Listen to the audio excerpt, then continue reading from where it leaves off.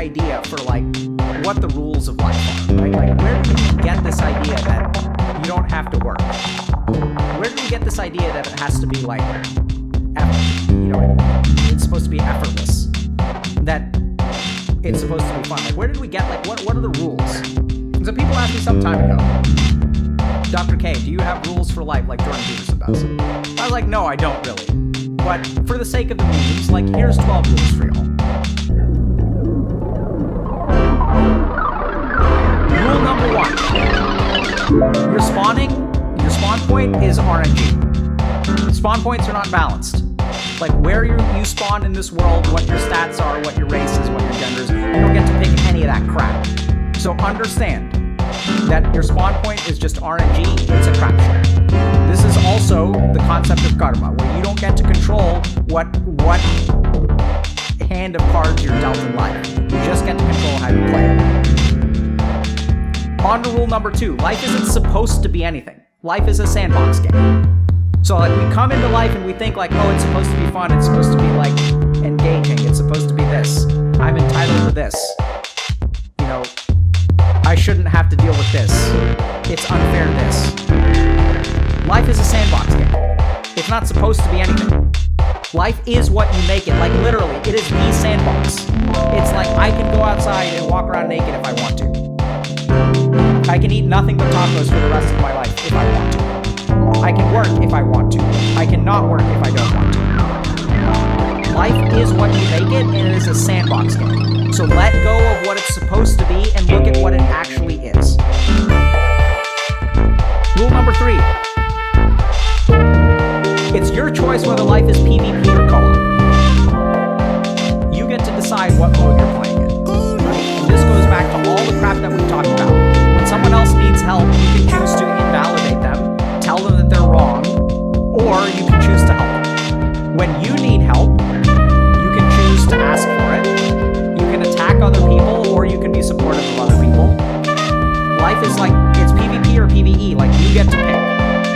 So try to think about which one you really want and how you're playing life. So are you playing in co-op mode or are you playing in PvP mode? When someone else needs help, like, what do you do about that? Do you help them, or do you spend your time trolling around on the internet posting about, you know, how like the world is sad and everyone is screwed up and like, oh, kids nowadays, blah, blah, blah, yada, yada, yada. The world is going to shit. And you just sit there complaining about it, or you like actually get up and do something about it? Next rule.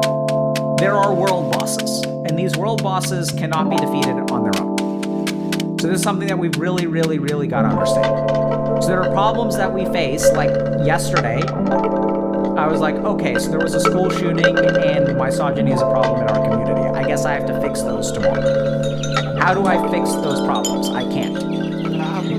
Dr. K cannot fix misogyny on the internet, and he cannot stop school shootings. I can't stop climate change. I can't do it. So what do I do about that? I get up and I fucking try. Same is true for all the rest of it. It's just like a world boss. You can't down a world boss. The only way that the world boss goes down is if everyone tries to do what is insufficient. That is the way that you tackle world bosses in this world. Everyone tries to do what they know in their hearts to be completely insufficient. No snowflake believes it is responsible for the avalanche. Rule number 5. There is no respawning, and the servers are going to go offline after 72 years, on average. So you get one shot at this life. You don't get to respawn. If you fuck it up, you fuck it up. The servers are going to go offline in 72 years. The clock is ticking. What are you going to do with it? How are you going to play this game? Because you don't have an infinite amount of tries. You don't get to respawn. There aren't one-ups. There's no, like, you know, there's no cheat codes. It's just, this is what you get. And so how are you going to use it? Next thing to understand. There is no exponential XP requirement to level up, and content doesn't expire. So what this means is that it's not like a video game where, like, the amount of time it takes to level up increases as you get higher level. That's not true. The amount of time it takes to learn something is static. The amount of time it takes to become proficient in language is largely static. amount of time it takes to learn a video game is largely static. You can graduate from college in 4 years. You can start at 16, 26, 36, or 66. 4 years is what it takes to graduate from college. 2 years is what it takes to put your life together. 1 year is what it takes to start to put your life together. 3 months is what it takes to take the first couple of steps. You can put your life together whenever you want to. The content doesn't expire. You can go to college whenever you want to, or not go to college. Content is out there. You can have never had a girlfriend and you can start dating tomorrow. You can be a virgin at the age of 30 and be having a ton of sex at the age of 40. The content's there. It's just when you choose to engage with it. Furthermore, just because you've wasted some amount of time, this is where the exponential XP thing comes in, doesn't mean that you can't do it. That doesn't apply. So just because you've wasted time learning one skill does not make it harder to learn other skills. It's just not true. Just literally, you can. I have a book here, the Tantric Science of Brainwave, and this book takes the same damn amount of time to read, whether I'm 50, 40, 10, whatever. So the work is the same. You guys get that? The rest of it is all BS. Your emotions and your being behind in life and what other people have, men have it easier, women have it easier. A book is a book. You read it or you don't. The content is there and it never expires. Next thing. Beware people who sell walkthroughs to sandbox games. Okay? So this is the other thing. Remember how we said that it isn't supposed to be anything and that life is a sandbox game? So be careful for people who sell walkthroughs to open world games where you can do whatever you want. Here in my garage, I have a Lamborghini. Right? So be careful about that. So I'm not saying that there isn't something to learn from those people, and I certainly fall into this category as well, right? Just beware, because there isn't a walkthrough to the game of life. And so if we want to understand this, this goes back to the spawn point, the RNG gunrun. No one is going to have perfect information about what you should do with your life, and that's because they haven't lived your life. They may understand some approximation of your life. They may understand some pieces of it, but literally it is impossible to put a walkthrough for your life. And anyone selling you a walkthrough for your life that will turn everything around is someone that you should be very careful of. I'm included in that. So watch out for that, because the walkthrough for your life can only be determined by you. You're a very unique character who has your own stats, was born at a particular time with certain starting equipment that no one else has ever had. Has your own experiences. You spawned in a certain world where you got exposed to these random people who became your party members. Other people who became your bullies. You got aggroed by this thing. It's unique. So beware people who offer you generic solutions to your unique life. Next thing. So I know a lot of people in this country, so I think this is rule 6, 7, 8. A lot of people in this community, want to help other people. So here's the thing that you gotta understand. If you want to carry other people through content, you gotta be geared up yourself. Just like a video game. So if I want to carry my friends, and help them gain 1,000 MMR, if they're 2K MMR and I want to carry them to 3K MMR, I need to be 6K. If you've got friends who are running low-level dungeons and you want to carry them through it, you need to be geared up. So I know that a lot of people in this community want to help other people, but you all need to understand if you want to help another human being, you need to have your own shit in order first. Put on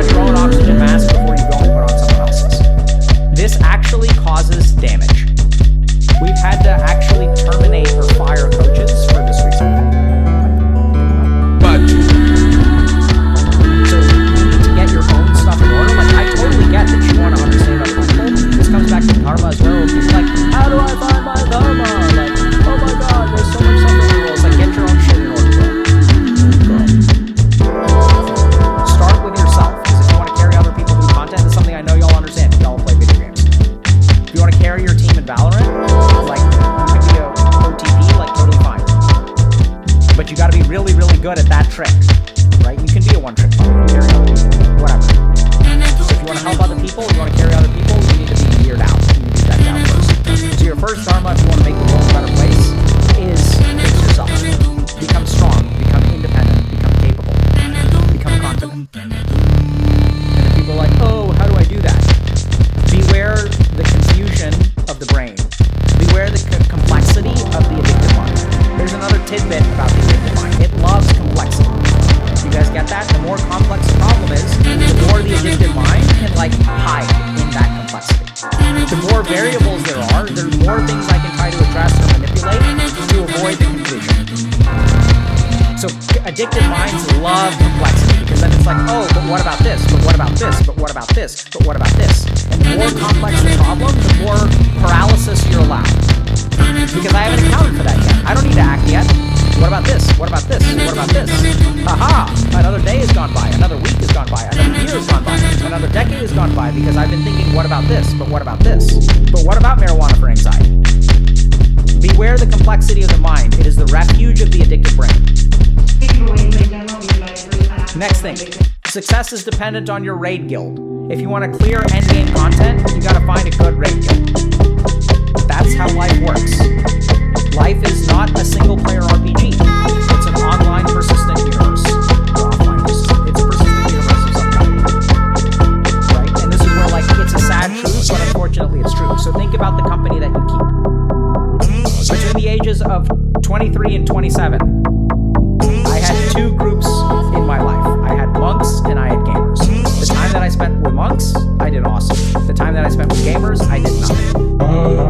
Between the ages of 32 and 36, I was training at Harvard Medical School. That's one hell of a raid like that. It is like top-notch raid stuff. They know how to clear stuff. And so what you are depends on the raid guild that you're a part of. It's unfortunate, but it's true. So what we try to do is create a raid guild that has all fans, right? We try not to discriminate based on how successful. All right. It's been a long time, hasn't it? So the truth of the matter is that what bosses you down depend on your raid guild. That's rule number 9. So rule number 10. Any build is viable. Don't compare.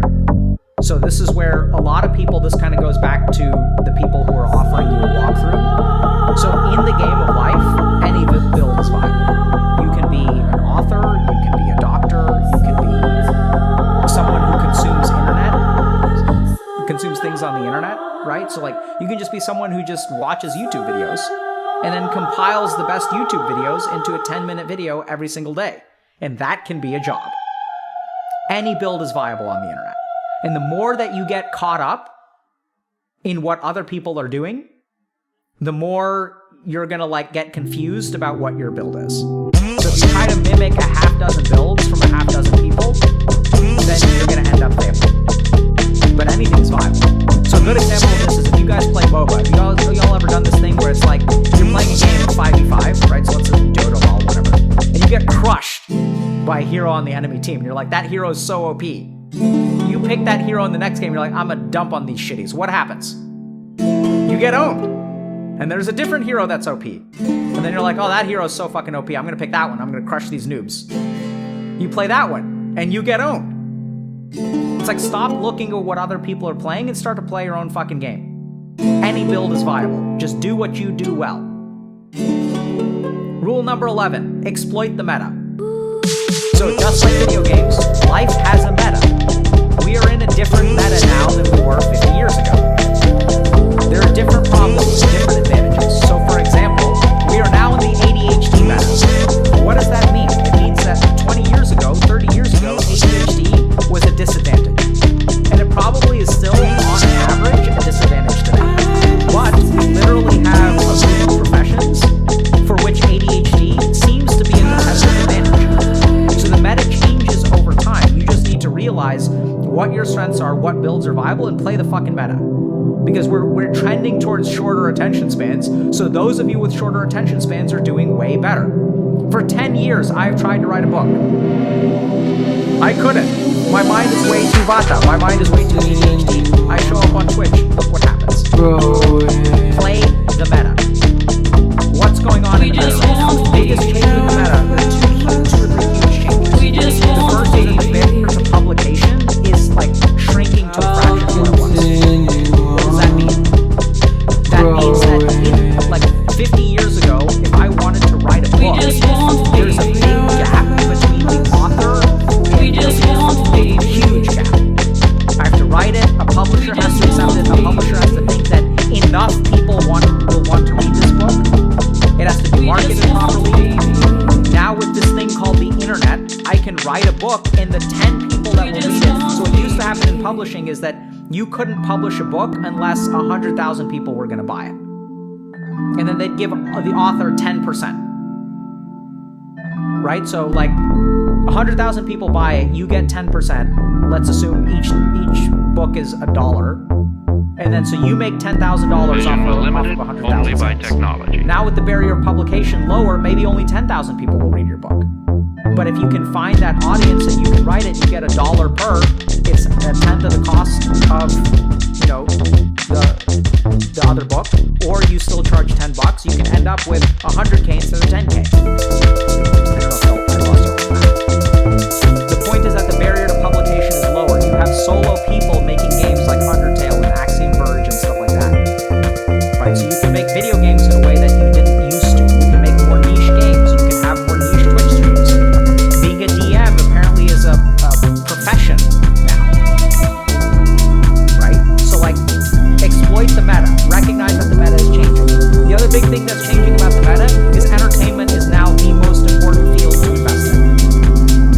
I think if my kids want job security, they need to be entertainers of some kind. We're automating everything else. So like what happens? As the amount of automation increases in the world, and we don't need humans anymore, as we get more self-checkout lines, as we get Doc in a Box, which is like a machine at CVS, that will soon be prescribing blood pressure medicine. As we get drone delivery by Amazon, as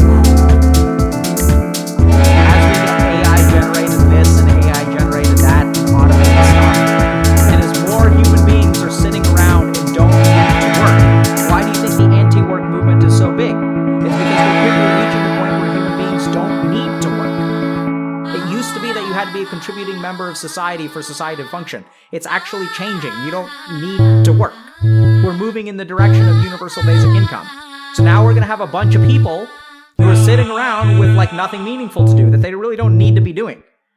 And so old industries are trying to hold on to old standards that are archaic, and then people are unhappy because they don't actually need to be there.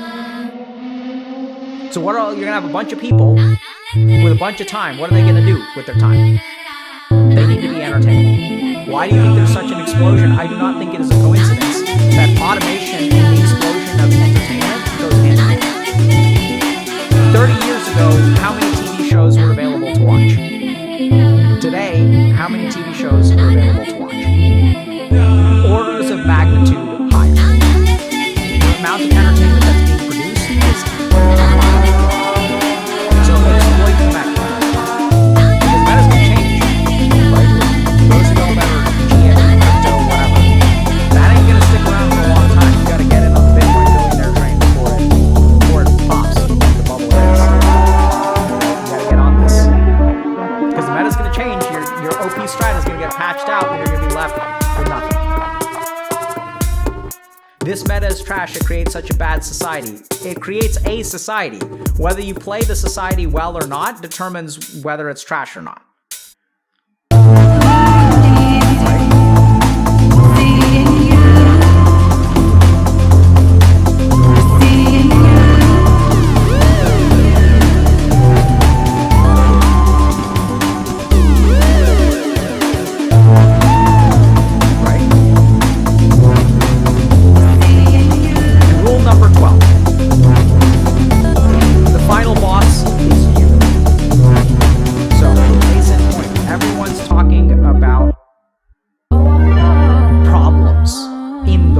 We're making them external. So I know it sounds kind of weird.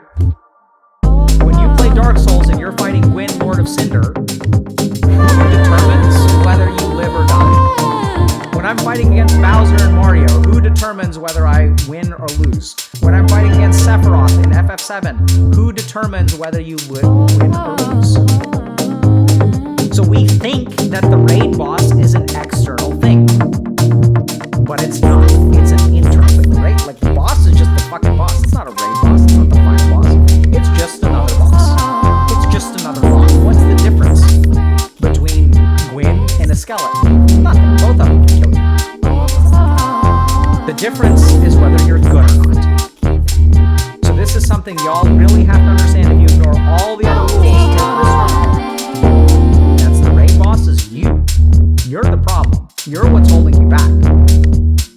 So time to get good, chat. Get good is absolutely right. And for a meditation on for today, this is what we're going to leave you with. Get good. Think about it. Walk. Meditate. What does it mean to get good? What are the things that are holding you back in life? Why the fuck are you smoking pot and watching motivation videos all day? Like, what is really holding you back? Oh, I don't want to. I don't like it. It's boring. I'm not motivated. What is the actionable thing in all of those statements? I. It's not about the skeleton. It's not about Gwyn. It's not about Bowser. It's not about Sephiroth. All y'all have the same problem. I don't want to. It's hard. For me.